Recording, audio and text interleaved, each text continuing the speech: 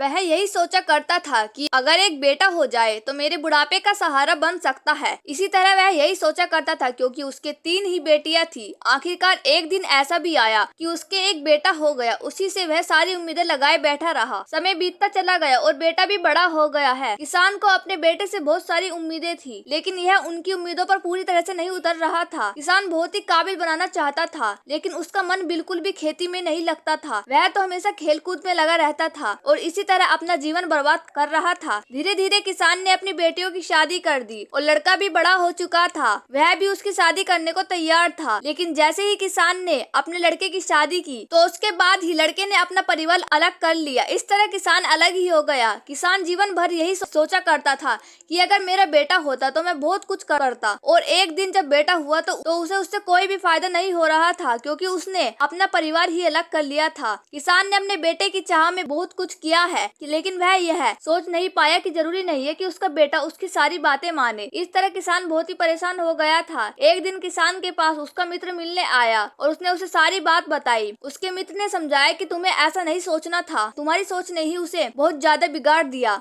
जिसके कारण वो आज तुम्हारा भी नहीं हो पाया। इसलिए तुम्हें ऐसा कोई भी काम नहीं करना चाहिए था। हम जब किसी को बहुत ज्यादा उम्मीदें लगा बैठते हैं तो वह हमारी उम्मीदों पर खरा नहीं उतर पाता है। ऐसा ही तुम्हारे साथ हुआ है। उसके मित्र ने समझाया कि तुम्हारे बेटे से अच्छी तो तुम्हारी बेटी ही है, जो तुमसे हर साल मिलने आ जाया करती है, लेकिन तुम्हारे बेटे तो तुमसे बात भी नहीं करता। किसान को समझ में आ गया था कि उसे ऐसा नहीं करना चाहिए था। कभी भी किसी चीज का लालच नहीं करना चाहिए और उससे ज्यादा उम्मीदें भी नहीं रखनी चाहिए। जब हम ऐसा करते हैं तो तभी हमें मुसीबतों का सामना करना पड़ता है। इसलिए जो भगवान देता है वह अच्छे के लिए ही देता है। दोस्तों, इस छोटी सी कहानी से आपको क्या सीख मिलती है हमें कमेंट में जरूर बताएं, और ऐसी इंटरेस्टिंग कहानियों के लिए चैनल को सब्सक्राइब करना